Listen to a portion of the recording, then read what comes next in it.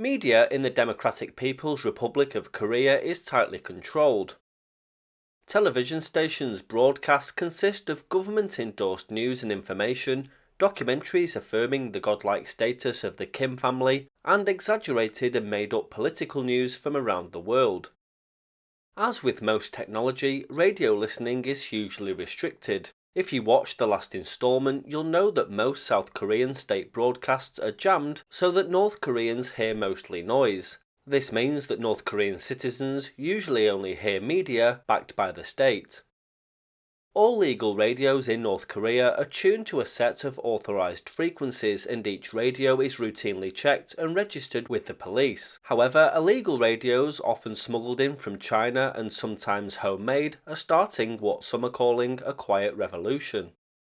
These radios give North Korean citizens access to a variety of independent programming from outside the country's borders, providing listeners with real-time news and information.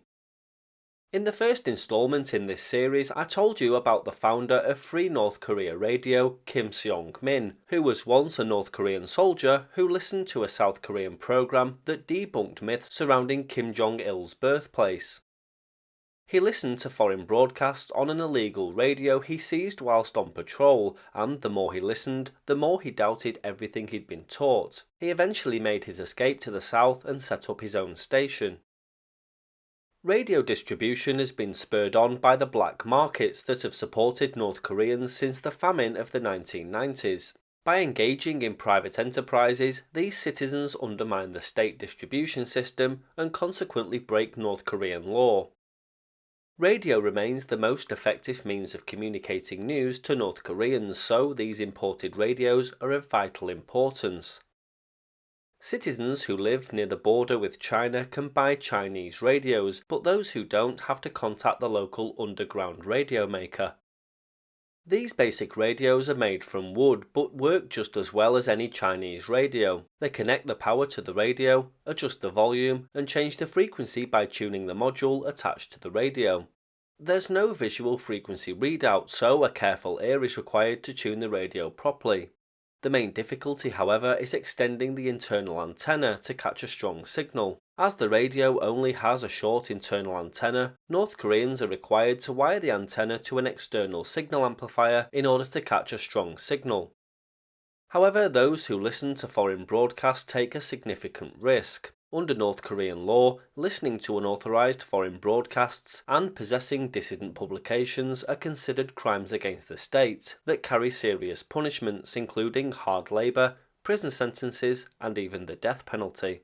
Talking of which, a North Korean fishing boat captain was publicly executed for listening to banned foreign radio stations whilst at sea in 2020. The man, only known by his surname Choi and said to have been in his 40s, was killed by a firing squad in front of 100 boat captains and fisheries executives, according to Radio Free Asia.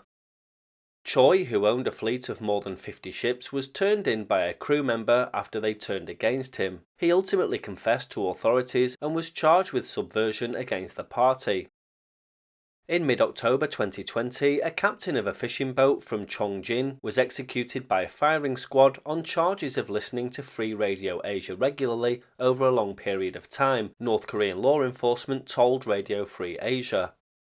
They publicly shot him at the base in front of 100 other captains and managers of the facility's fish processing plants. They also dismissed or discharged party officials, the base's administration, and security officers who allowed Choi to work at sea.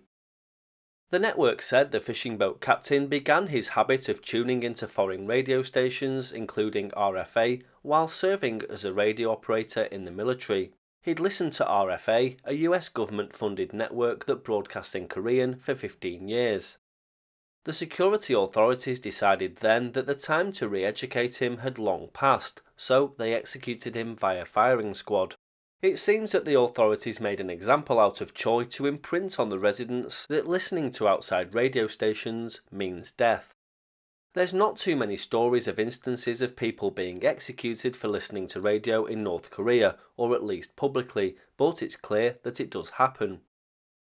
If you've not seen the first two installments, where we looked at the shortwave stations set up by North Korean defectors or the clandestine war on the North Korean peninsula, then the links are in the description below and at the end of this video.